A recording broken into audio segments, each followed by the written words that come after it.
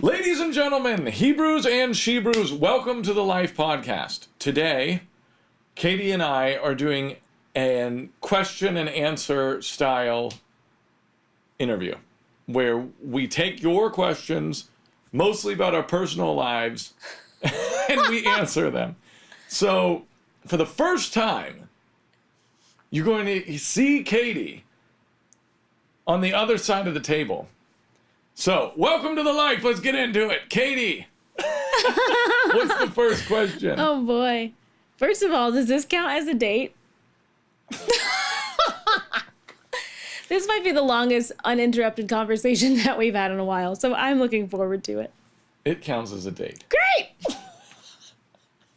We can check it off.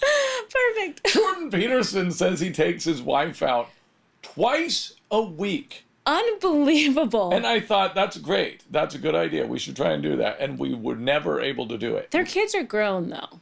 Yeah.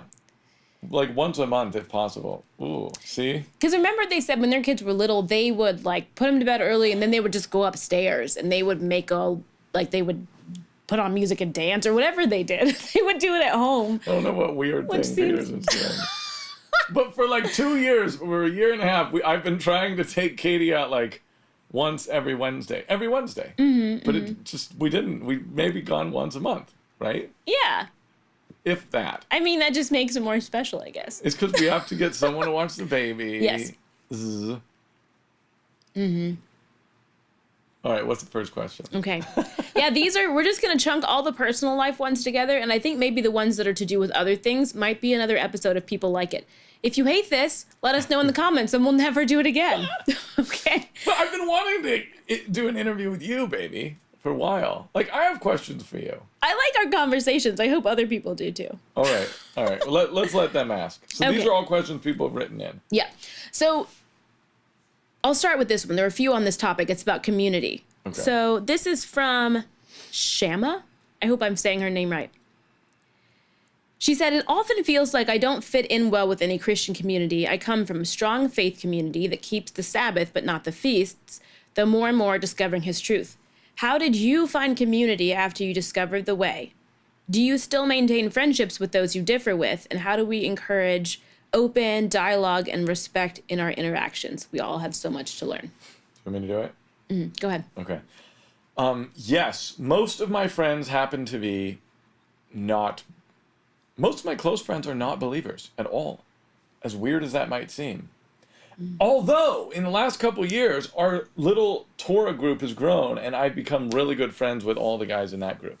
And so those guys are kind of pushing out my old circle. Maybe it's because I grew up with heathens.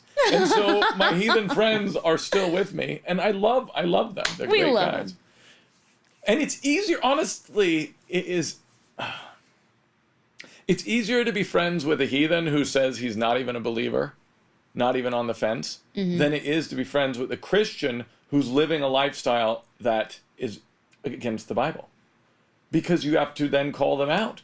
Like Paul says, we must judge those within the camp, basically. Yep. So when we have a believer and they're having some open sin, fornicating, whatever it is, like, then that's harder.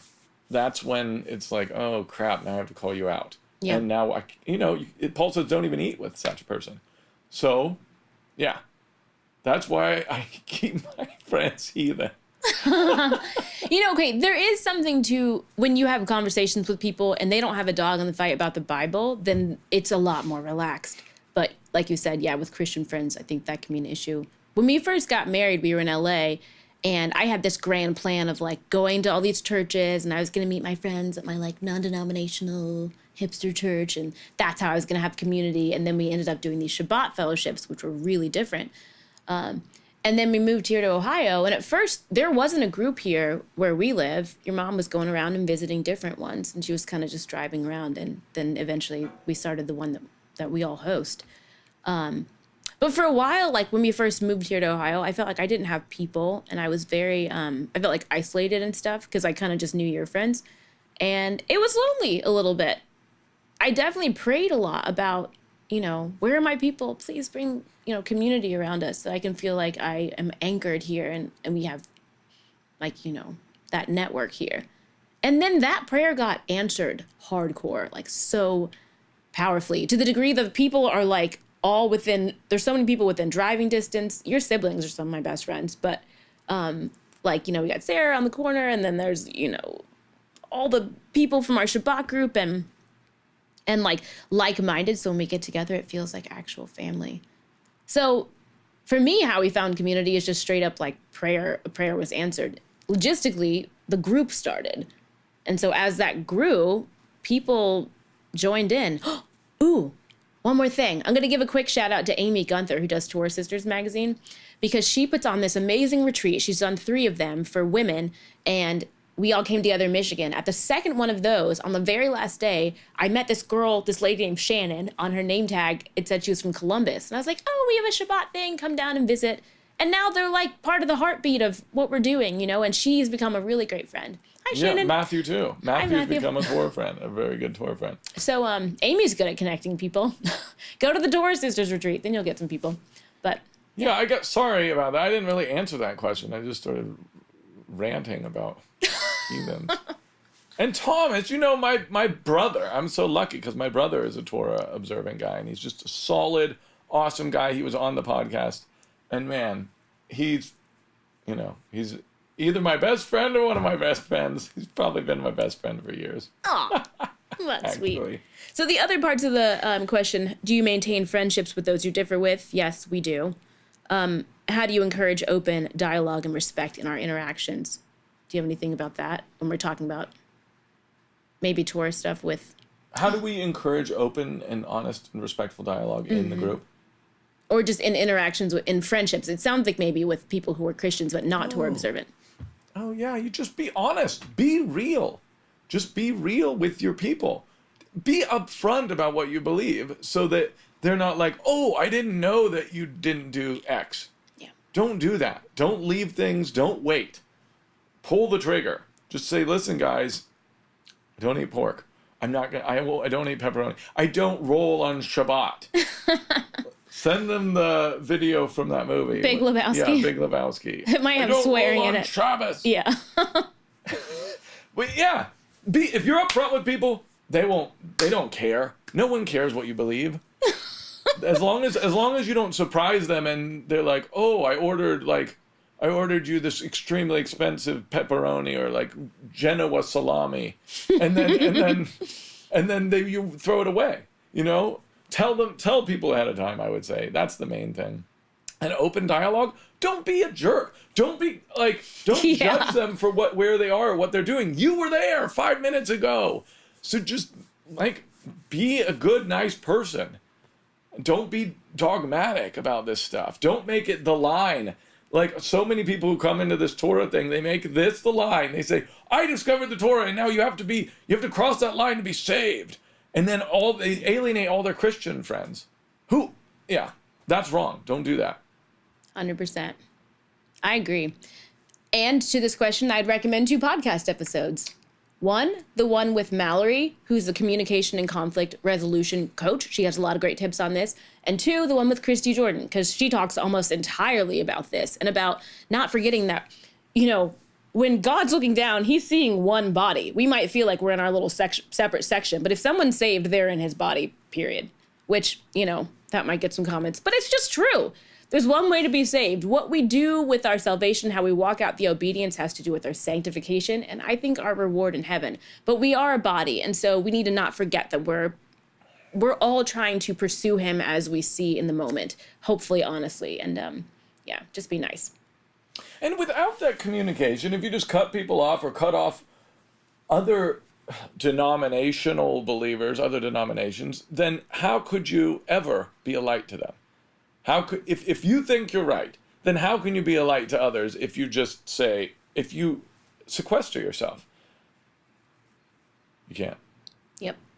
I'll just throw in a quote. I'm not going to say who it's by, because I don't want any hate mail, but it's basically, you can't influence someone when you're judging them.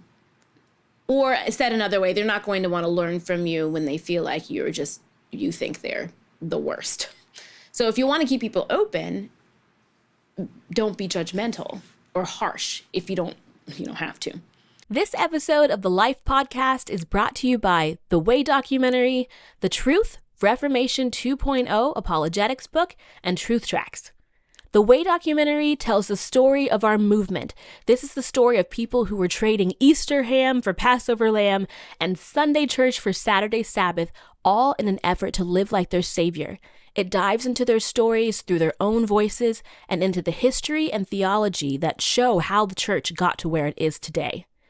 The Truth, Reformation 2.0 is the only book of its kind, an all-encompassing theological treatise that answers every question a mainstream Christian might have about why you want to keep Torah. And finally, Truth Tracks are small comics, beautifully illustrated, that use stories and scripture to remind Christians that once we are saved by grace through faith, we are called to live and do the instructions of Yah, his Torah. If you want to learn more about any of these products, go to thewaydoc.com. That's theway, D-O-C, like documentary.com. So 2 people asked, Sky asks, how do you fellowship on Shabbat, and how do you teach your children scripture? And then Carmia asked, how do you actively teach your children the Torah? What key foundations do you implement in your household to teach them the way? Fun little pun, winky face. So there's 2 parts. What do we do on Shabbat? And then how do we teach our kids? What do you want to do? You want me to do them both? You want to start with one? Why don't you start with one? People don't look at you much. They need to look at you more. I'll start with the kids.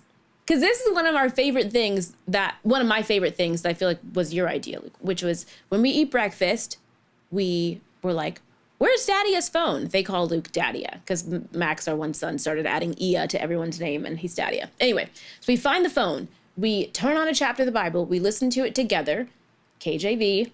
It's like thou and thine. Not that we're like KJV only, but it's just pretty language. And then, Luke's like, I am.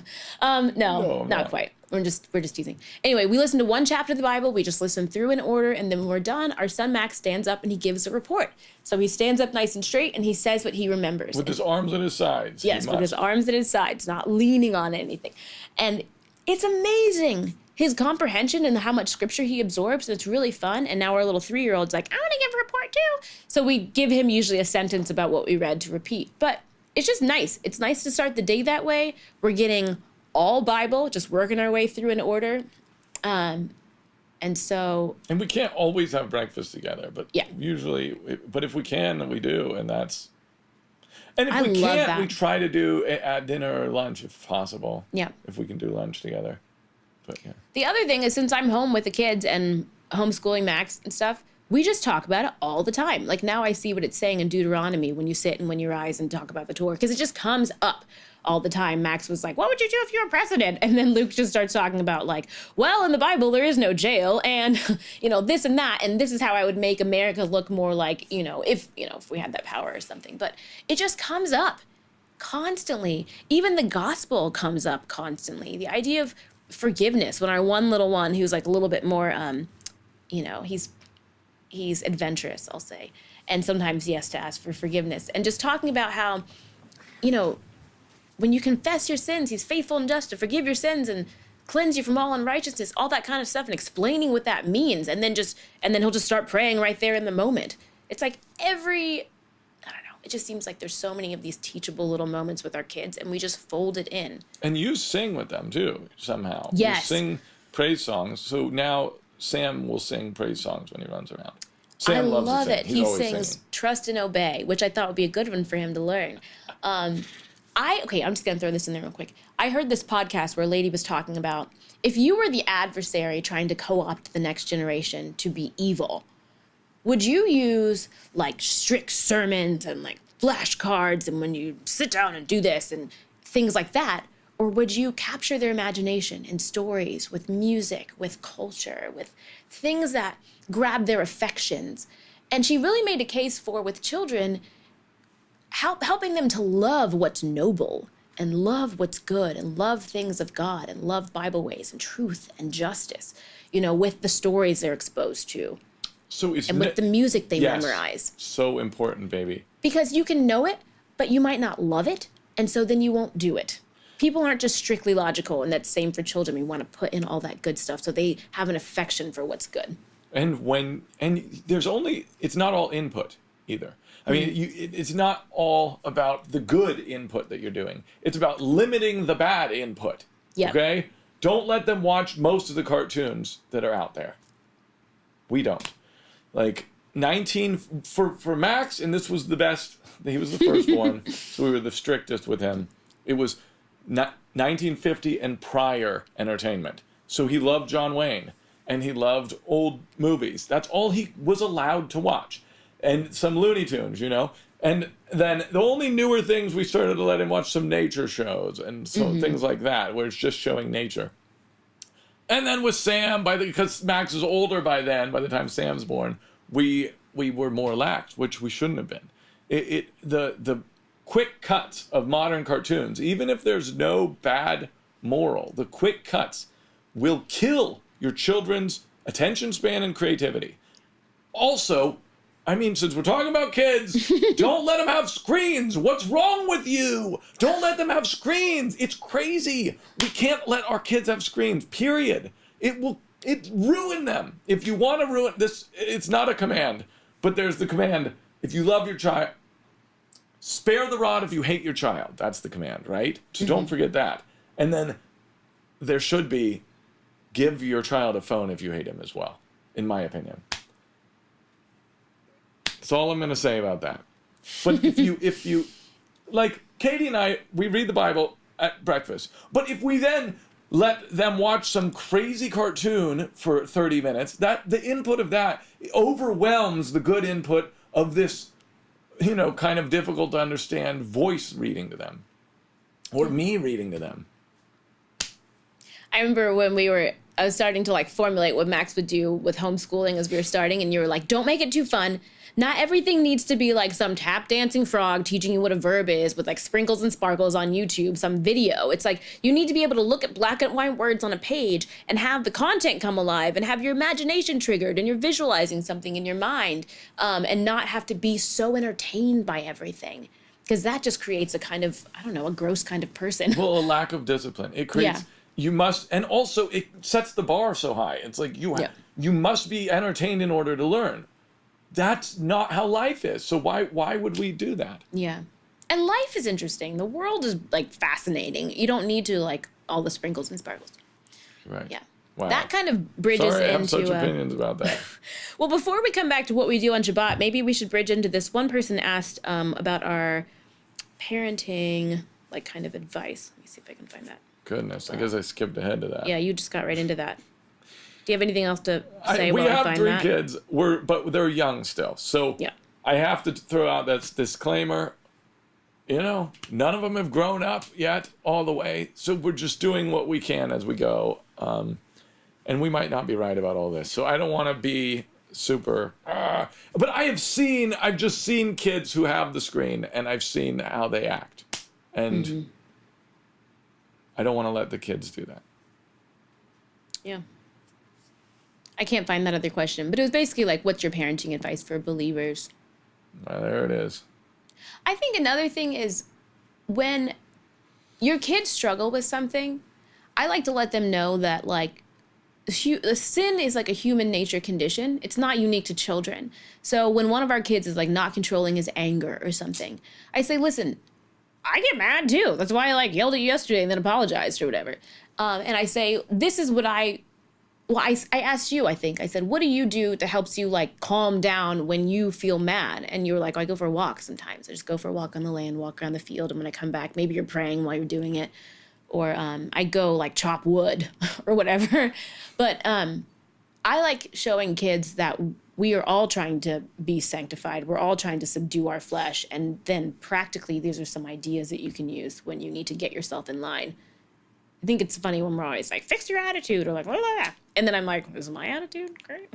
Because they are taking their cues from us and they're learning how to be godly from us too. So hopefully, yeah, when we make mistakes, those are all perfect times to teach, this is how you repent, this is how you say sorry, and this is how you come back to the right path. Yeah. Do you want to do Shabbat the... one. Oh, yeah. What was it exactly? How do we do Shabbat? Yeah, how do you fellowship on Shabbat? We meet at 1 p.m. we meet in someone's house because we're just starting to get to the point of where it's like starting to be uncomfortable to meet in someone's house. So we meet at 1:00. We eat first. Everyone has brought food. We all eat once everyone finally arrives. Sadly, we're usually the last ones. There's a food theme. This is important, you guys. Oh yeah, this is fun. If you have potluck fatigue at all and you're like, what do I make for Shabbat? Have your people do a food theme. We're like brunch Shabbat, Asian Shabbat, Italian Shabbat, Super Bowl food or whatever. And then that just makes it fun. That does make it fun and good. And maybe we started doing that when like 4 people brought mac and cheese. That was crazy. It's like the mac and cheese fest of 2023. It's like, I think it was random. 5 of us. Before that was a grab bag where it's like everyone just brings something. Sometimes you end up with like 2 desserts and no meat. Sometimes you end up with 5 mac and cheeses. I feel like divinely commissioned to bring a protein because I'm like, if there's no protein, like, what are we going to do? We're like heavy protein people. We have like a big fat breakfast. I'm like, what if there's no meat, you guys? So I just like always feel like I have to. And Jane always brings a good meat too. Shout out to Jane. So, okay, food is first. That's how we're currently doing it. And then we sing and praise. And then lately, Katie's been doing like a little lesson for the kids. And everyone's just there for that. And the kids lately have been in the worship as well. And then the kids go play after that. Maybe they should be in there. I don't know. But currently the kids go and play because they just love seeing each other. And it's pretty nice that they're all playing pretty well together. And then we do the Torah portion. That's what we have been doing. And Matthew is one of the guys that's there, and he usually teaches it because he's a really good teacher.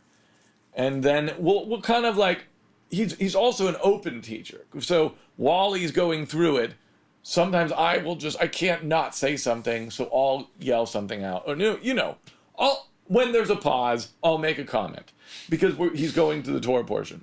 And then other guys do the same thing. It's not crazy though. I will say mostly only the men speak in these things, but women do too. We haven't been super strict about that. But we did study, like, should women speak? We'll just stop right there. But it's pretty orderly, even though it feels open. It's been pretty orderly. And so after that, we go through the Torah. And we just decided last Shabbat that we're going to do the Torah part of the Torah portion, and we're going to do 2 books from the New Testament, 2 chapters from the New Testament. A book until we progress through a book. We're starting with Acts. And then we'll move on to another book. Because the Torah portions are New Testament light. They're very light on the New Testament. And we wanted to go through some of that. Because some of the guys have been going through the Torah portion forever. And since they were young, like Thomas. And so they've kind of missed out on some New Testament. So this is also important. Balance, yeah. Perfect. I have nothing to add. And then we just hang out until everyone leaves. I mean, how long do we hang out? We sometimes till late. 11. I don't know. It depends on who it is. There's a couple of hardcore people who are there till late. It's like, it's until you need another meal. So we start scrounging around like what's left in the thing. We usually eat the rest after of the dark, food. should we like send someone to, get a burger? After dark. What was I going to say? Oh, and the weird thing, maybe this is not weird. Maybe this is perfectly normal, but it always segments. The guys go over here and talk about whatever you guys talk about, start shooting guns or, lighting off explosives.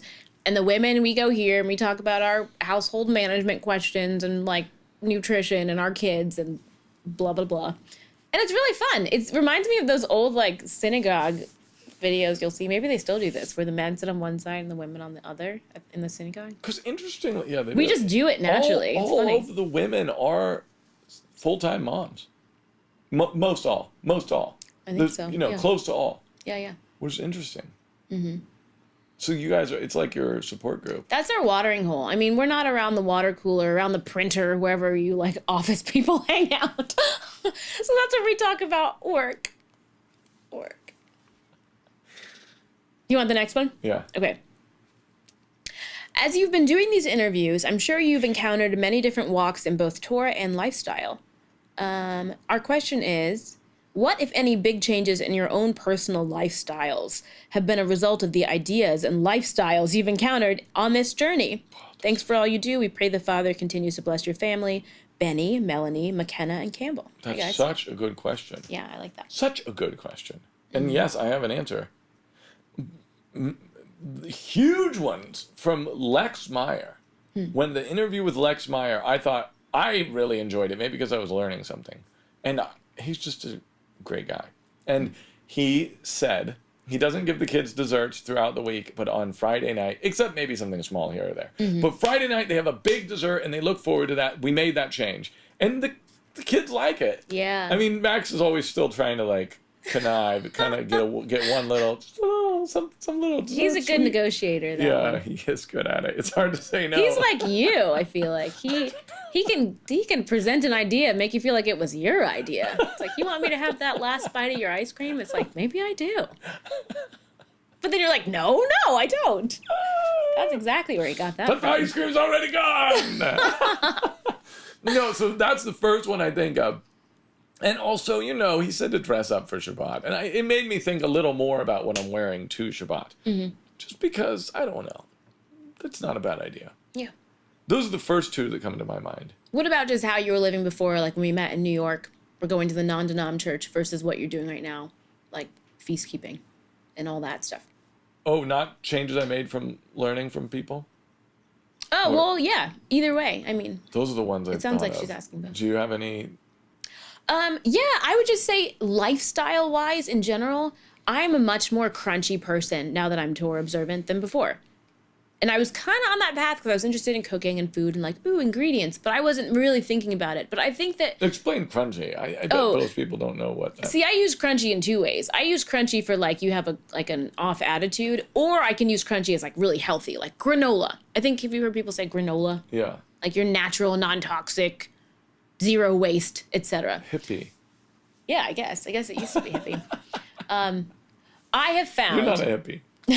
But you do have dreads. I have found that when you start to look at stuff that's in the Bible and you're trying to get pure Bible and pure Christian faith, no added ingredients, no artificial ingredients, you start to do the same thing in your health, in your schooling, in your purchasing patterns even. Maybe you're like, this company's gross. Maybe I don't want to buy from them. In your clothing, in your meals, in your media. It's like, I just want to watch Little House on the Prairie now. I'm not really into Real Housewives anymore. There's a lifestyle shift because I want to be like that mom. But I think this kind of living, when you look closely at the components of what you're consuming and what's making up your life, it makes you want to be natural in other areas as well. And I've seen that just with a ton of people. And it's happened to me. Like I grew up in the suburbs. We met in New York City. I lived in New York for 7 years. Then we moved to LA. But now I'm like such a country person. I wouldn't go back to a city if you paid me. Well, like maybe for a cute meal or something. But I like coming home to like the cornfields and stuff. And I like never leaving the house. I love home. You always like homemaking. I'm very, very old fashioned. Do you have anything to add to that? No.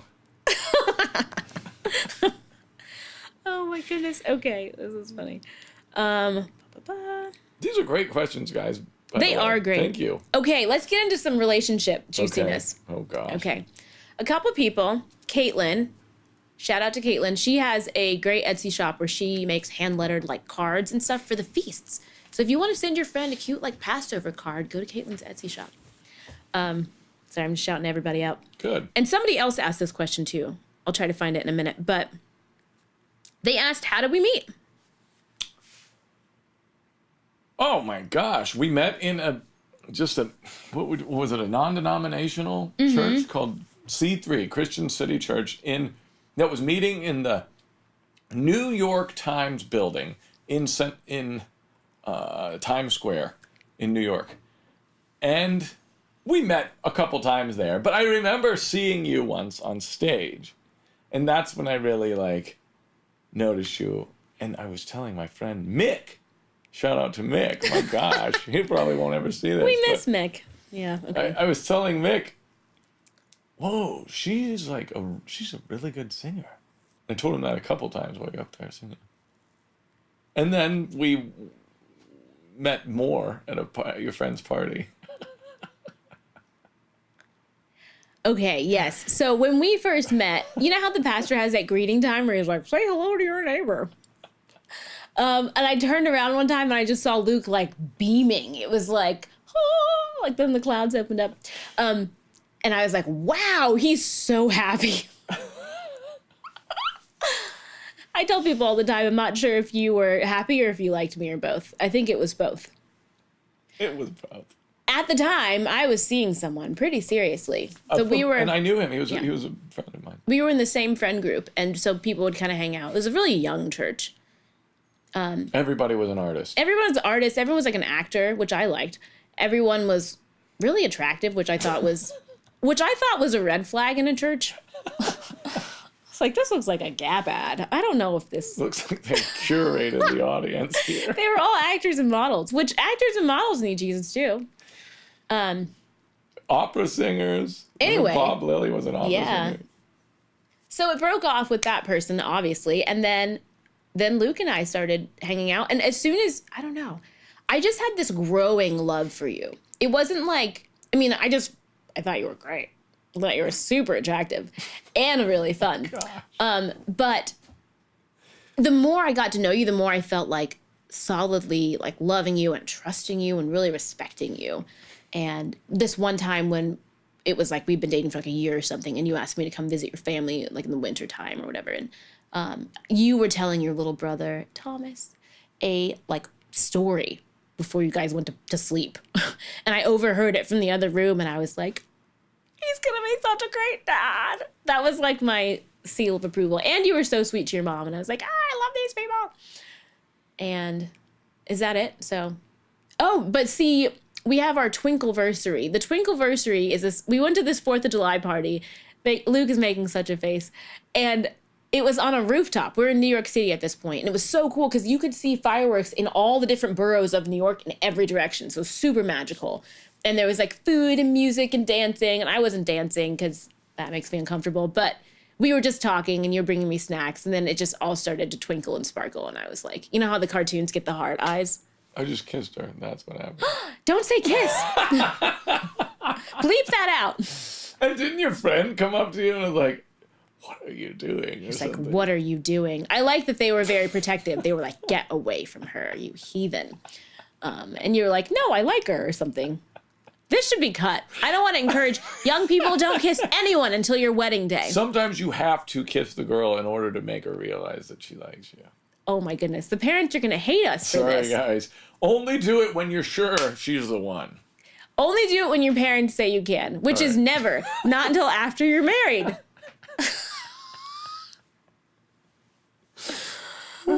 Max and Sam aren't ever allowed to kiss anyone, or Lily. Okay. Wow. Are we blushing? That's how we met. We basically hung out every day of our lives since then, because Luke has been basically working from home on all these projects and traveling and this and that. Here's an interesting question. Megan asks, my husband is black and I am white, opposite of Luke and Kayte, little heart. In our experience, we've seen more prejudice against us within the mainstream church than we have among the lost. However, we don't have any Torah observant persons around us. So my question is, how would you compare prejudice against yourselves as a mixed couple among the Torah community compared to the mainstream world or the church? We haven't had a lot of pushback. The only thing we've had is like once we first released The Way and we were slightly in the public light, just in that sphere, we got a couple videos made about us, remember?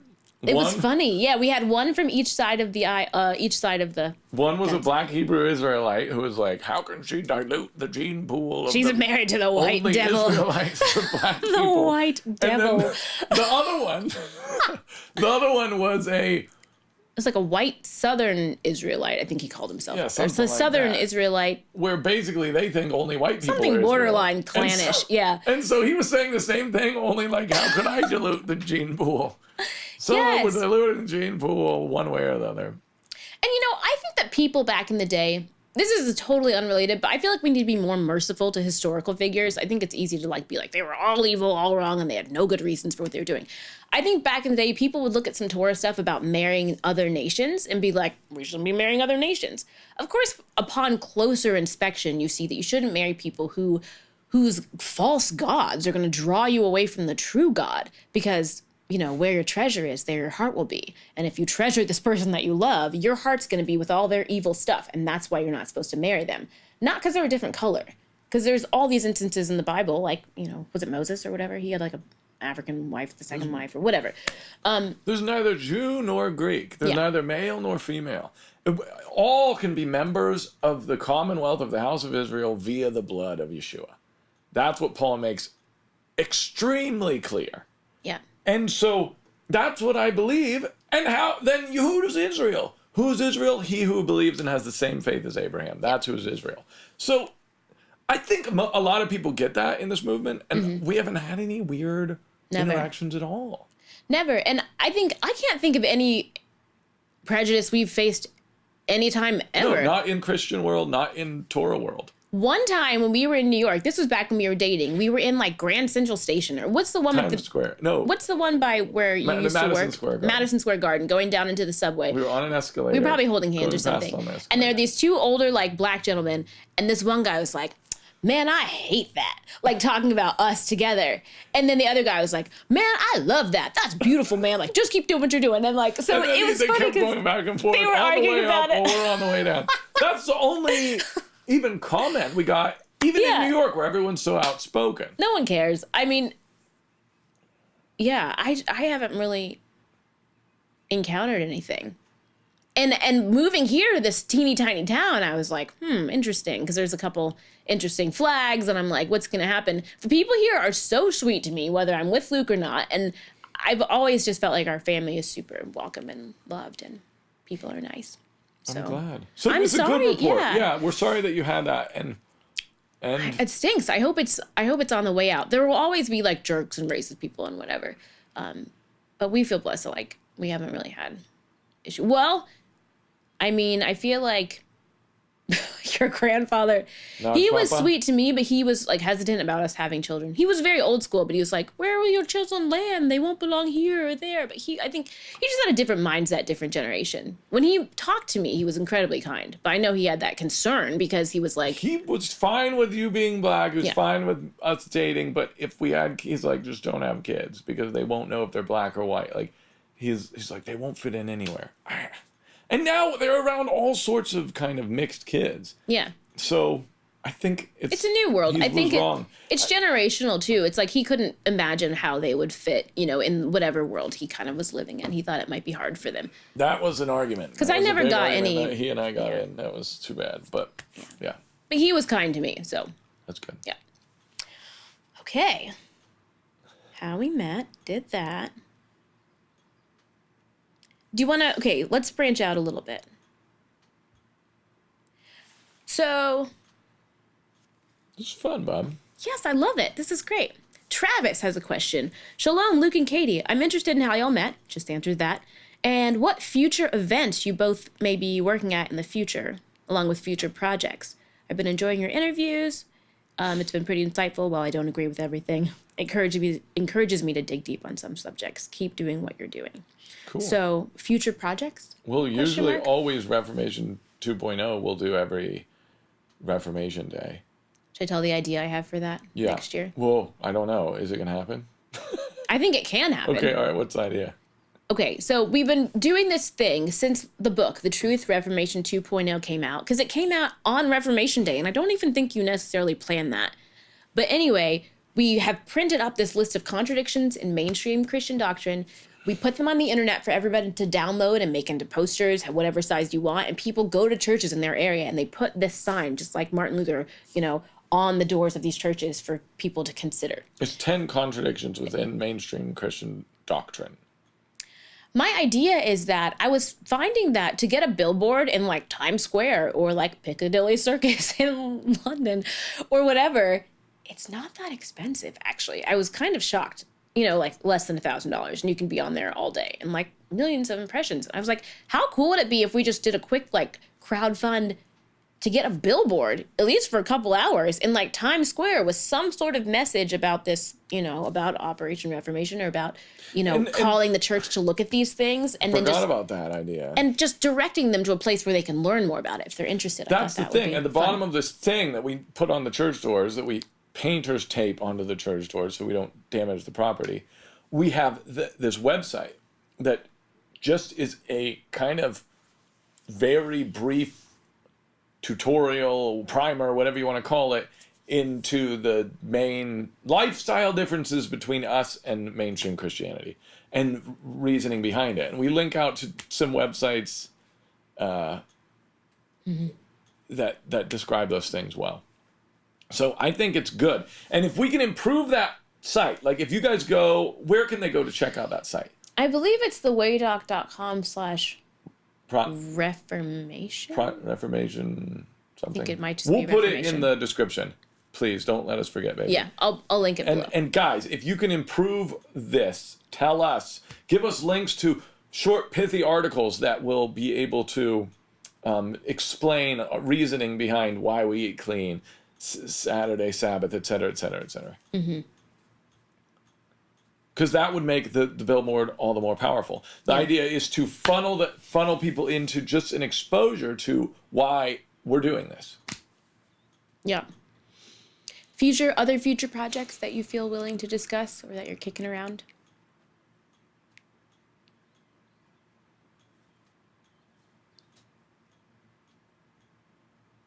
I don't know. I don't like to talk about things before they happen. That's a good, yeah. We're exploring some kind of Docs. future doc. Actually, we are exploring it. Like, I'm traveling to do this on Thursday. So we will see, but I can't give any details about this one. I will have more soon, I hope. That's good. I think you're good at that. This is just an aside, but I read this book called Finish by John Acuff. Highly recommend. It's very funny and very good. It's about accomplishing your goals. And he just said that when you share about your goals and plans, especially this is good like for creatives, before you do them, you share a lot, you get a dopamine hit just saying you're going to do it. And that actually diminishes your likelihood of finishing the project sometimes. Sometimes it just can be nice to talk about it forever. So I think it's nice. And also you just don't know what's going to like pan out. Well, I used to do it all the time. I used to always be like, hey, guess what idea I had? Guess what idea I had? Because I always would have a million ideas. Because you were vetting ideas also. I feel like that is like more like market research. You were getting people's reactions to see, is there an audience for this? It gives you the feeling of like, you've just by saying it and telling someone, it's some kind of, I can never think of this word, but feeling of finishing, even though you haven't. Yeah. And that does lessen your impetus to like push. So we'll vet this project. We'll see how it works. I'll announce it as soon as I can. It should be exciting if it happens. Sweet. Okay, I missed one of the relationship sort of ones. Okay. Do you ever disagree? How do you tackle it? AKA, do you have a plan for fighting nice? Who are your relationship mentors? We pretty much all know others see our best, but there's so many old married folk, myself of 20 years, that maybe don't have the best role models or get the best counseling. Would you be willing to share? So do we ever disagree, and do we have relationship like mentors that we look up to or check in with or something like that? I thought of Clement and Francine. Tell them about them. Okay. We went on our honeymoon, and on the honeymoon I made Kayte work. We went and worked on this vineyard in France because I'm interested in winemaking and cider making. We're growing trees to make cider here. And so we're working on his vineyard, and he is a great guy, this guy, Clement Cleur. He lives in Alsace, and he makes great wine. Biodynamic. KLUR, if you ever see it. Actually, Organic. he sold his name, so it's someone else making that wine now. But he's still making wine under the Cat label. We'll try and link to him if we remember. All right. It's like organic, biodynamic way of making wine. I wanted to see how the organic thing went. And he was also biodynamic, which is also a wild thing. Can I interrupt in your defense? When he says he made me work, my job was to cook beautiful meals with like farm fresh ingredients for all of the harvesters of this food. So his Clement's wife would have baskets of like produce and like things of fish, and she would have these instructions written to me in half English, half French, like today the harvesters would like to eat blah blah blah, and she would give me this whole thing, and I would just go in there and cook. And then when everyone picking grapes got hungry, we'd come in and have this like multi-course meal. I felt like I was living on like Food Network. So that's what I was doing in exchange for, we were woofing, if you've heard of that, working on organic farms in exchange for our little apartment in this Beauty and the Beast vineyard town with like baguettes flying out of the windows and the whole town smelled like wine. Oh, it was so dreamy. That's what I was doing when he says I was working on our honeymoon. Had to clarify. Sorry. We were living in this a little place smaller than our tiny house that we're in right now. It was small. And above Clement's mom, she lived under us, like on the bottom story, we were on the top. Anyway, sorry. All right. So the advice from Clement and Francine was, you must fight. About everything. You must fight. So if you have a problem, talk about it. Don't not talk about it. This is a huge, huge, huge thing. I mean, maybe some people have no problem with that, but some people just don't. They feel like they can't. Or maybe they start out their relationship where they don't disagree ever. And Katie's actually gotten better at this. What? Better at disagreeing. Oh, guys, I can be really defensive. Yeah, we talked to Mallory about that in her episode. I'm not saying you're defensive. Oh. I'm just saying you've gotten better at disagreeing where you're giving me your opinion. Oh, sure. Because I think you didn't used to always. I'm guessing you didn't. I mean... Right? Just to make things go smoothly. I think as I've gotten older and as we've gotten more, like, I don't know, rooted, more Torah-y, I have more opinions, and I feel good about them. Or, I feel like they're biblical or whatever, or just that it's valid to say what I think, I remember we took that Jordan Peterson, like, personality assessment. Shout out to Jordan Peterson. And he said that I didn't like how he rated my conscientiousness. That was insulting. But he said that my agreeableness was like 99 out of 100, meaning 100 people, I'm like trying to be more polite than 99 of them. So I used to a lot more like be concerned with like, how is this coming across? And like, but I feel better about just saying stuff. Years. And then it melts away. Then she's like, I don't care how this comes. It matters not. Like Jess says, it matters not. Like how people perceive you. She's such a good woman. She's such an easy woman to be married to, honestly. Aw, yeah. Really, Bob? Yeah. Oh my goodness. Yeah, you gotta be easy to be married to me. I just think it's fun. I mean, I'm having fun. Good. Yeah, you're a great woman. Thank you, Bob. So it helps if you marry a perfect person like Katie, basically. Luke, okay, wait. Can I just say, Luke is extremely open, extremely honest, too honest, okay? Sometimes I'm like, okay, which is wonderful when I like make this dinner, he's slamming his hand on the table like, wow, that's the best thing I've ever eaten. And like all the food like jumps off the table because you're so excited and you just like are honest and you say it. Or, anyway, back to the question. I think we are very ideologically aligned. I can't think of any like big topic where we have like very different perspectives. I think that we each have our own bent, I like that you're like, you hold the line, you're hard line about some things, and keep that, I don't even know what the word is. I can't just gesture because the people who are listening on audio won't know what I'm saying. I think that we bring balance to each other, and we do disagree about stuff. And what do we do when we disagree? I'm trying to think. Well, we tell each other. I think that's the main thing. And that's the lesson we learned from Clement and Francine, is that you don't just bottle things up and not speak, because it'll either cause you health issues, or it'll cause you relationship issues. And this is more Jordan Peterson advice.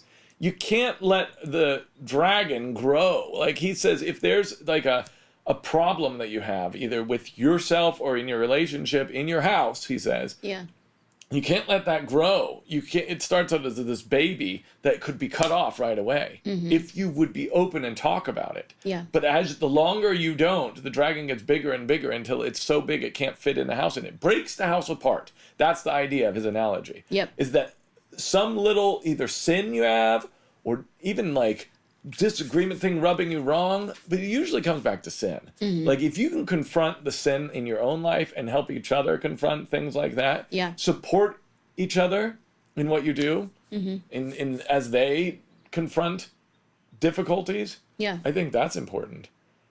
But yeah, definitely be honest with each other about things, even when it's not nice to be honest about it. And do it in as nice a way as you can. I don't always do the nicest way. You do something good, though. The other day, because I was like trying on this dress, and I was like, I asked you something about it, and I was like, I really want you to tell me. And he was like, do you want me to tell you if I notice things like this, or do you not want me to tell you? And I was like, I want you to tell me. But then sometimes you'll ask that, and I'll say, don't tell me. So I appreciate, and I heard someone else say that when they have a disagreement, they say what level it is. Like, is this a 10 or is this a 1? Like, how much do you actually care so we can decide how much energy to put into it? We haven't ever done that. I feel like I've told you what number it is. thing. Like, I care a 2 about this. I feel like I've done that a couple times. Maybe. Do you remember? Another thing I'll just say to, like, wives, is the thing that I've had to, like, grow in is, like, if you have children, like when you have children and like you tell them to do something or ask them to do something and there's so much back and forth and there's so much like questioning about it and this and that, and they're just not doing it. It's like, it's just unpleasant in your home. It's like you want them to obey quickly and cheerfully if possible, and then they can come back with questions later. I realized that I, like in our dynamic, I was doing more than that than I wanted to, of like, you would mention things and I'd be like, oh, well, what about this or this? Like, and kind of back and forth. And I think that it creates more peace in our home when it's just like, I want to be just like a quick, cheerful, yeah, let's do it. And that's not always like, I'm not perfect at that. But the more I do that, I feel like the better feeling our house has. And then we talk about everything. I feel like you value my input and stuff. So I don't have to try to lead things. It's really nice. There's one leader, and that makes it easier. Yes. Yeah. Yes. But at the same time, it's really nice that I respect you. I mean, I just did. I always did because you're smart. So you're smart, and I knew you were, and so I respected your opinion. And you have good opinions, and you're well balanced. And so I always ask your opinion. And Nathan Lawrence, another one of my kind of mentors or whatever, he says, always listen to your wife. Like, especially intuition-wise. That's what he's saying. He's saying, intuition-wise, listen to your wife, because women, as a general rule, and it's been this way for me because I have like a zero intuition. I naively think everyone is perfect. And I love everyone I meet, like a golden retriever.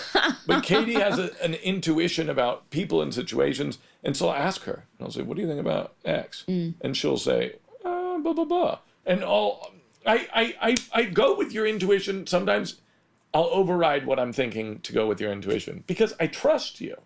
Well, thank you. So trust and just find I mean, if you haven't gotten married yet, find someone that you respect before you marry them. Yeah. Don't just marry them because they're pretty. Yeah. Don't just marry them because whatever reason, but marry them, make sure you respect them and that they, yeah. Yeah. Yeah. And I appreciate that you respect me. And I also appreciate that, like, you've asked me things and I've said, I want you, I'm fine with whatever you decide about this because ultimately, you're leading our family. And I feel like, I mean, this is like Garden of Eden. God gave Adam a mission and he gave Eve to help. It's like, it seems like men are, you're looking at the mission and then the women are looking at the people. Like we're people carers. I've noticed when you've I want to try to support what you're doing. I've noticed when you've tried to intentionally do that more. Great. And I've noticed it's been helpful. Hey, good. It feels better for me too, because it feels peaceful and nice. The last thing I'll say about do we ever disagree and stuff is that when you can have just general appreciation and like warmth in your relationship, or you can have times every once in a while where you hang out and you talk and you just enjoy one another, or just say like, thank you for like taking out the trash. Like, I don't just assume that you're going to do it or whatever it is. Those little deposits in your love bank make it so that when there is a disagreement, it's not so, it doesn't feel so bad. Because it's not the only thing there is. Like, there's a lot of love, too, and a lot of warmth, and we can joke around and we, like, hang out and have fun together. That helps soften the disagreements. The other part was about relationship mentors. I don't know. I read a book that's, like, kind of controversial, so I won't even mention what the topic is. Some people are like, this ruined my life and it makes men abusive. And some people are like, this saved my marriage. For me, it was very helpful, and I took a lot from it. Just tell the name of the book. Okay. Well, And yeah. So that's my caveat. If you find this book cause problems in your life and your family, please just ignore it. But I found it very helpful for many reasons. But it's called Created to be His Helpmeet. It's like by Debbie Pearl. And it's just, for me, the effect of that book was elevating the role, like putting nobility back into the role of like wife and mother and a support. And just, she had so many insightful things that made me really excited to do this and to like be a blessing to you and think about how I could like make your life more lovely and all that stuff. And it made me happier. That's when I noticed that you actually started being intentional about certain things like that. Mm-hmm. And you were great before too, but I noticed that you were intentional about certain things, and that was helpful. So good job, Pearl. Good job. All right, what's next? Okay, let's see. Someone said, oh shoot, I didn't copy whose name it was, but I'd love to hear Kayte's explanation of the dream revision that brought her into Torah observance. You mentioned it in your episode with Nate, but didn't go into detail. Okay. I can say it quickly. So when Luke and I first got married, he was already on the Torah train. I was just starting to eat. He was on the crazy train. Just kidding. He was on the Torah train, and I was dragging my feet because I had all my theological reasons why I thought that it was not scriptural, and I thought it was weird. And then I had a dream. We were like newlyweds or whatever. And in the dream, I was at my home where I grew up in Maryland, and I was in a Bible study with a bunch of friends, and we were talking about love and forgiveness, and we were talking about just things like that. And in the circle of the Bible study was this like gross, demonic looking creature. Not quite man, not quite beast. It was just a very scary thing. And I had this like pit in my stomach, icky feeling of like, danger, danger. And it was that part of the dream. It was almost like nightmarish, but the dream itself wasn't a nightmare. Anyway, I woke up and I knew that that dream meant that in my relationship with God as a Christian, I had accepted things into my Christian circle that were sin, that led to death. And I hadn't defined sin the way that God has defined sin in the Bible. And it seems really clear in the Torah. It's like sin are the things that lead to death, and obedience are the things that lead to life. And in my Christian liberty to disobey laws, good instructions that God had given, I was actually welcoming sin and death into my life and like not even acknowledging it. Because in the dream, all of us were sitting around and just talking and stuff and not acknowledging this like really creepy creature who I knew was there to like kill and destroy us. And that made me want to like get all the sin out and to not have that thing in my house. And when I woke up from that, I feel like I cried a lot because I was like, oh man, it's the realization of it. But also it's like, you know that something is about to change and like you might lose some things or gain some things. Like it's just going to be a shaking up. And then also, what did this mean about my relationship with God before? Was I not hearing from him? Why did I not see this? I was earnestly like seeking him.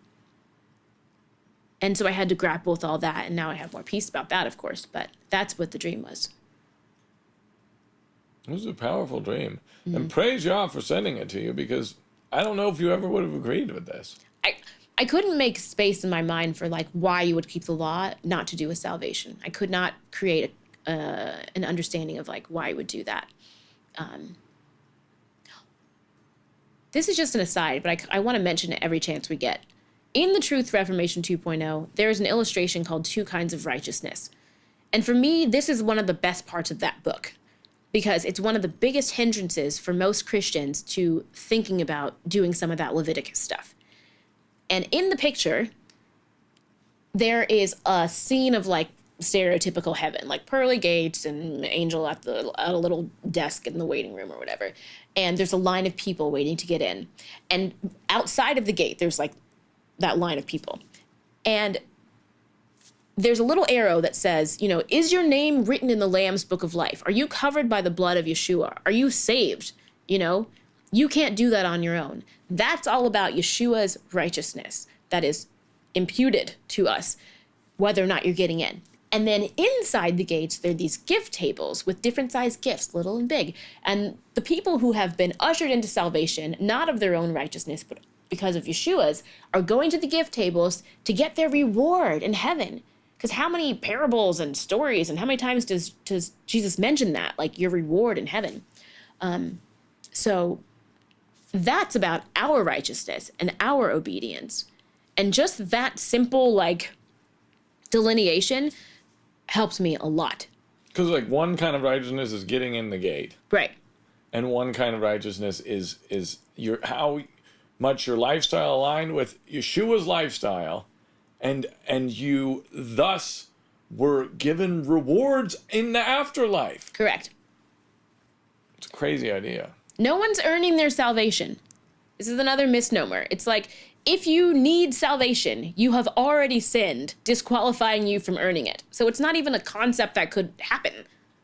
We're accused of that a lot, but it's not even a possible thing. It's just a misnomer. Yeah. Okay.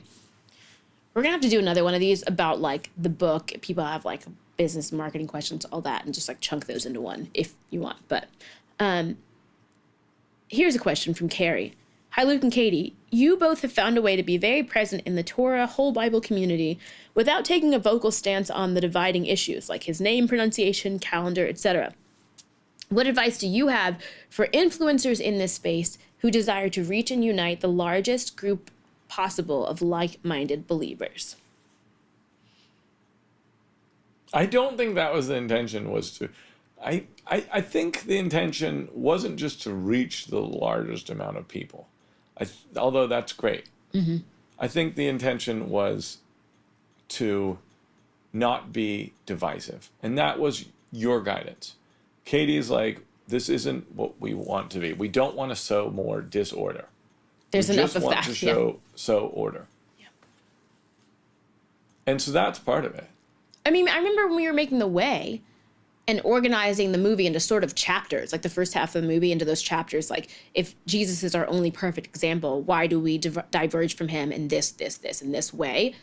And when picking those things, we were like, what are the things that all of these disparate people agree on? And you were like, well, food, Shabbat, feast versus holidays, we're Israel, tzitzit. Yeah. So we're like, what are the commonalities? And let's make the movie be about those.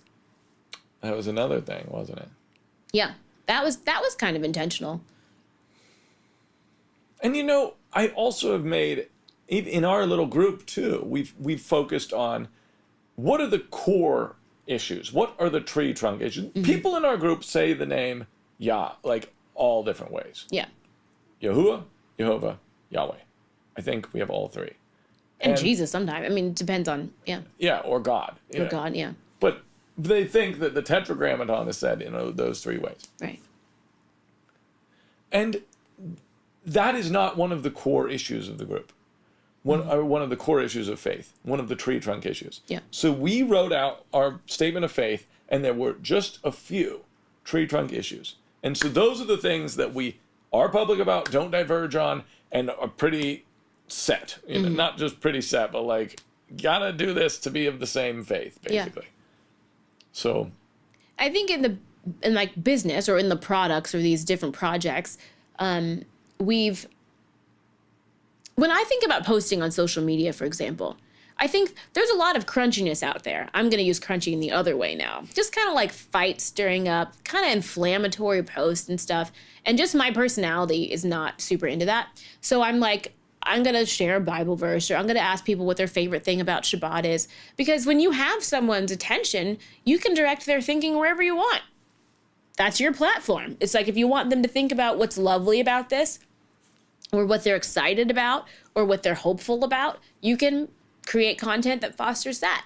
If you want them to sharpen their faith and think about more divisive things or whatever, you can go that direction. So it's just a matter of like your, what you're posting, what you're talking about, and your demeanor. And for us, it's important to like major on the majors and minor on the minors. I think the people who are harder to be around community-wise are people who are majoring on the minors, meaning taking a non-core theological issue or even tangential to the Bible and making that be like the gospel. That is the only thing spoken about. That is a quick way to like have people splinter off, I think. Yeah, I think my desire with making the way, I guess, originally, was to tell the story of the important new things that the church didn't know about. And that's what's important to me. Let me tell you this question. Okay. It says, Alexander asks, what are your preferred ways of keeping in touch with the larger Hebrew Christian community without wading through the swamps of toxicity that exist in many social media groups? You know, I think Torah online can get a bad name because of quote-unquote toxicity being emanating from a lot of people online. Yeah. But I also think that that's not exclusive to the Torah movement. Good point. And yes, maybe that happens, but also a bunch of people are interacting in a way that they've never done before. This is social media, the last decade or so. And for a lot of them, it's the first, for all of us, it's the first time any of us have been doing this. And there should be rules of etiquette for this that haven't been taught. And I find myself guilty of breaking these rules as well. Like, interacting with people online in ways that I wouldn't in person. Yeah. And that, I think, is the main problem with this toxicity in the Torah group. Really, in every online group having toxicity. It's because you aren't treating people as Yeshua would treat them because they aren't right in front of you. Yeah. They don't seem like people. They seem like just pictures on, you know. And so I think that's, I would say, just as a disclaimer or whatever, a defense for Torah people, that we're all getting used to interacting this way, and I hope that we'll start to be more conscious of how to do this in a nice way. And I think the other problem is that people speak out too quickly, and both Lex Meyer and Nathan Lawrence brought up about in the interviews on the Life about how you should not be talking about the Torah until you've been in it for like 3 or 4 years, and they liken they liken this to your fruit being bitter, like a tree's fruit is bitter for the first 3 or 4 years, and then it becomes good to eat, and people want to eat of it. So don't go just ranting and chasing everyone around in the first few years of believing this way. It's not going to turn out well, and it can be distasteful. Yeah, it can put people off. It's like if you seem angry, people don't want to have what you have. So he asked how we keep in touch with the larger Hebrew community. For me, in this season, we've got little kids and stuff, and we are blessed to have a very close-knit feeling group. I'm trying to focus on our people in person. So like my kids, our direct family, and our Shabbat group, and like fostering those communications and stuff. So I don't have much space for like the online groups and stuff, but I know that's different because a lot of people don't have anyone around them, and so you do need to have those good relationships. I would just encourage people to find the best mode of communication in those. Like our friend James for a while, did he host like a Friday night video thing? But it's like everyone's video's on and people are actually like talking more face to face. Part of Paul Neeson's. Oh, Paul Neeson's. Okay. Even though they're in different places, so they're all separate, but they actually are having a little bit of that like visual feedback of other people's emotional cues, asking how your week was, and getting the sensation of an in-person group online. It's such a better way. Yeah, I think it's a better way to like build true community. And the other thing is, at the Torah Sisters Retreat, I actually asked one of the ladies to be my pen pal because I was like, I'm not great at texting, and we both have little kids, and so phone calls can be kind of hairy. But I was like, let's be pen pals. Just write questions back and forth. It'll be easy breezy. I don't know her very well, but I heard her speak and really thought that we would get along. So that's like something that I'm doing. So right now I'm not thinking about like larger. The last thing I'll say is we have gone to like larger Sukkots, and that's a really fun way to like plug into the greater community. Sukkots with like hundreds and hundreds of people. It's like super festive, and you're getting to mix and mingle with everyone and have the nice sensation of like being in a room with a ton of people singing a worship song, which is awesome, and all that stuff. Yeah, I think that's all great advice, baby. I think for podcasts, I think Christie's touches on this because she manages a huge study group, and most of them are mainstream Christians, I would say, right? And yeah, and she has slowly been like witnessing to them, quote unquote, about the Torah. But really, it's the Bible doing it for itself. You're Because right. she's She a lets little the bit. word speak. What's it called? Reading scripture. Seeking scripture. Seeking scripture. And she will give her study notes on every single day's reading, but she's never like, and now you should keep the feast. It's like people just are reading the Bible. She wants them to have a relationship with the whole Word of God for themselves, and they're coming to this on their own, which is awesome. Because it's always awesome to hear it straight from, the source or whatever. So, Right. yeah. Kelly asks, hi, Kelly. I met Kelly at the Torah Sisters Retreat. I would love to hear Katie's most recent birth story, and how did y'all move it in your hearts to welcome another little one? So, I have exciting births, guys. My sister-in-law just had her baby at home, and she just, lunged it out in, a pool, and it was beautiful. I wasn't there, but I watched the video. I don't like to share, weird birth stories, though, just in case there are pregnant people listening. But it wasn't a horrible birth. I labored at home until, the middle of the night, and I started to feel like... Speaking of baby, there she is. I started to feel like, things were heating up. And so we had this friend who's a midwife come over, and she actually checked my progress, and she said, well, you're 8 centimeters. You might want to go to the hospital. So we live 5 minutes from the hospital. So we went there, and I labored for a while. And yeah, it didn't go exactly how I hoped. But she's out, and we're all alive, and we're healthy, and we love her. And she's really sweet. She's the first little girl in our family. We have a very male household. Yeah. A lot of wars and guns and pirate ships. How did Yah move on our hearts to welcome another little one, Luke? All right. It didn't take that much convincing. It's too much information. Probably. So... We don't plan it like that, really. It's just kind of whatever he wants to do. I just nurse the kids forever. They nurse till they're 15, and then when I stop nursing, I get pregnant, pretty much. When you're nursing, at least for Kayte, when she's nursing, you can't get pregnant. I mean, it's not, people say it's not 100% or whatever. But for me, it has, the effects of that have gone for the boys each nurse till after they were 2. When she stops nursing, she gets pregnant. Yeah, and so we have a 6-year-old, a 3-year-old, and a 4-month-old, and that's how that worked out. It just happened to be exactly when we stopped nursing. She stopped nursing, but it's up to Yah. I mean, we kind of have left it up to him, actually. Yeah. But the nursing thing has helped. And we are in a tiny house, but it's been fine. I still like it. So, in about a year and a half, we'll find out if it works again. That is so funny. All right, Kelly, there's your answer. Let me throw this one in there. Carrie asked, she had 2 questions. As entrepreneurs, what do you guys do for health insurance? She basically said we currently use a health share ministry, and it's getting so expensive. Okay. Yeah, actually it is. We use one too, Christian Healthcare Ministries. Yep.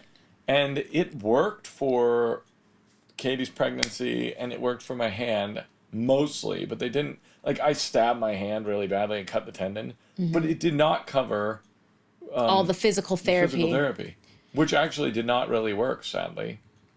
The hard thing for us is that we're kind of crunchy. So again, with the crunchy, a lot of the doctors that we want to go to, like chiropractor or naturopath, are not covered because they're untested or whatever they say about them. They're not traditional. So we end up out of pocketing some of if we ever do have things, our one son has allergies and stuff, and we've seen some doctors that aren't covered for him.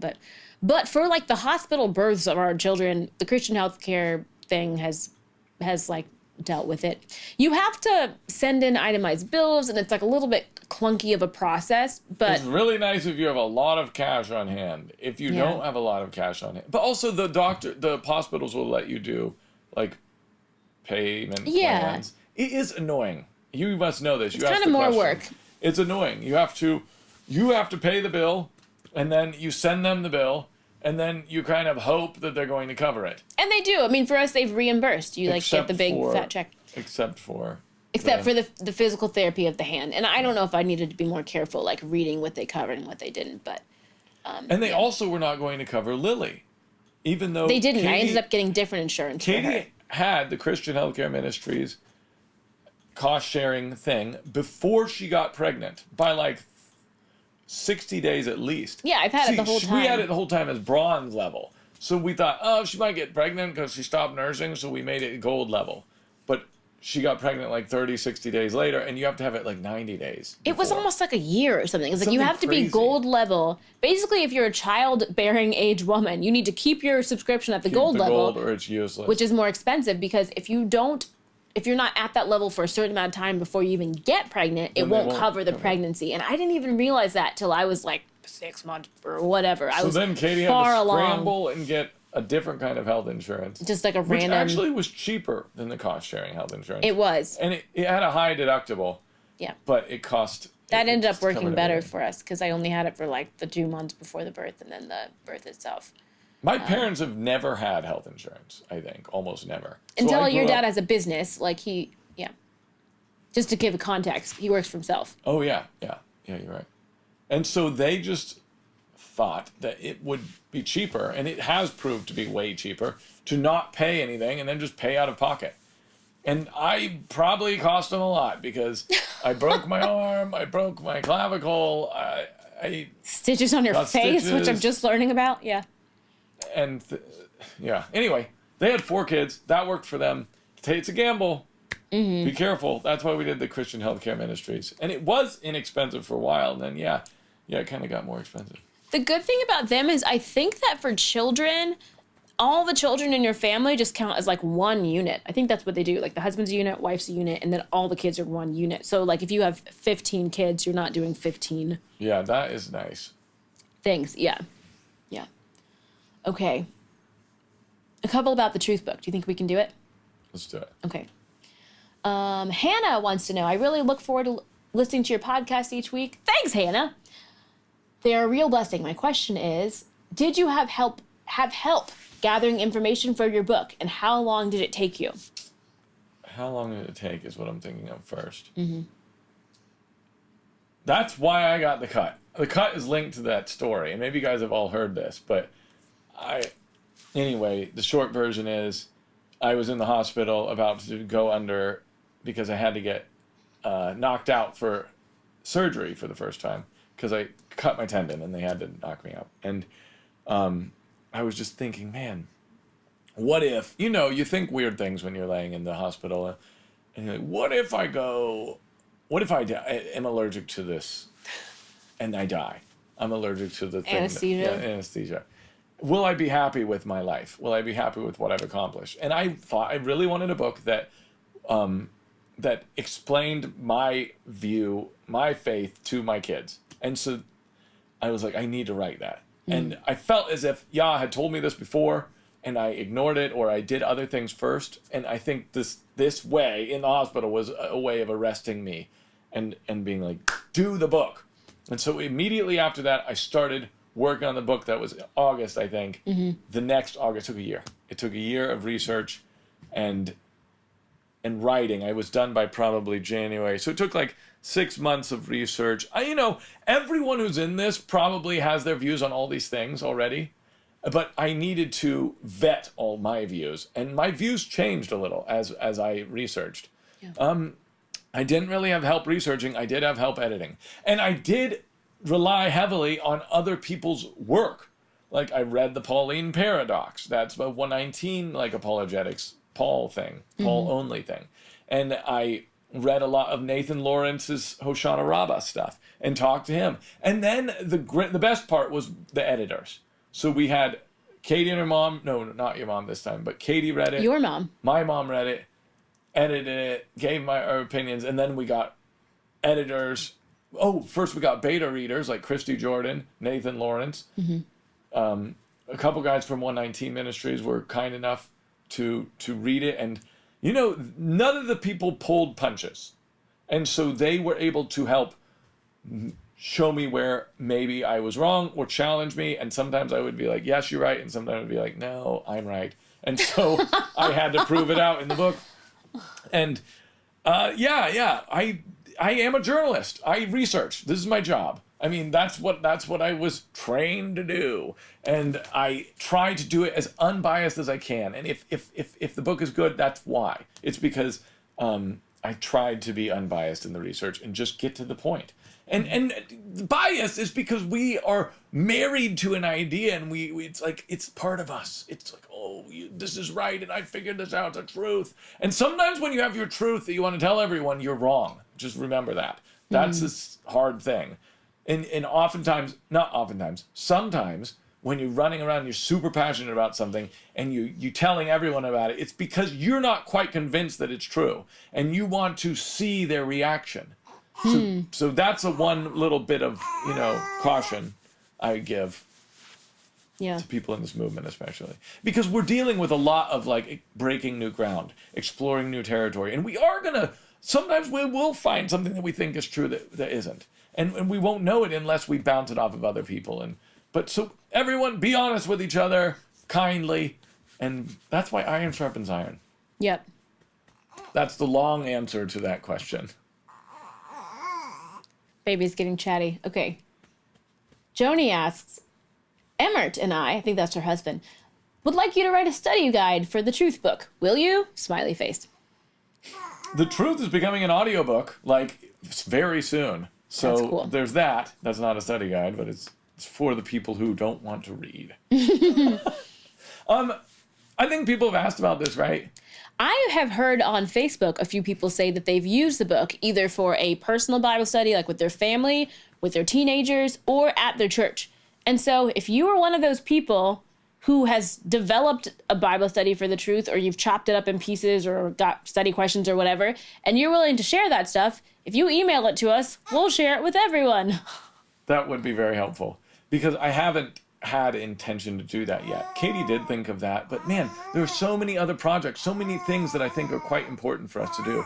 So if we get a chance, yes. If someone's already done it, we're going to let that be the study guide. Yep. Okay. Maybe one more. Okay. Because Lily wants us to be quiet. Charmaine asks, Yeshua said, I am the way, the truth, and the life. How would you describe the way the Way Doc, the Truth books, and the Life podcast came to be in terms of Yah's leading and inspiration? So she basically says, like, did you think of it as one as a trilogy, or did it happen in stages, and did he lead the way through? We did not plan it as the way, the truth, and the life. We just wanted to make the way, and through a lot of, different possible titles, we landed on that. And then people had said a lot of things like, you made the way, you got to make the truth the life. Like, oh yeah, that'll happen. And then I never thought we would make the truth. And then I was in the hospital and then had to make the truth. Mm-hmm. And it just had to be called the Truth. It had to be called Reformation 2.0 also, because it is about the second Reformation. And the life, just at that point, we had to call the show The Life, because it is a lifestyle podcast. Yeah. I mean, people have commented on some videos that aren't about the Torah very extremely, where they're not about theology. Mm-hmm. And they've been like, why isn't this about theology? Well, it's because it's the life. It's the life. It's a lifestyle podcast. It's about people and their lives, people who are doing cool things, who are living the Torah out as best they can. And so that is what the life is. And thanks for watching it. Yeah. And just to answer that question a little bit more for Charmaine, Luke is very prayerful about next projects, because the stuff is not easy to do. Oh. And yeah, it takes a lot to make a movie or write a book. And so, and he also doesn't want to do something that, like, God's not leading us into, because, why waste your time? So those periods in between projects can be kind of crazy, just like praying, what is he leading us to do? But it's really nice, like, once you figure out what that next thing is, he goes full tilt and we do it. And it's really fun having that mission for that next year and a half or 2 years.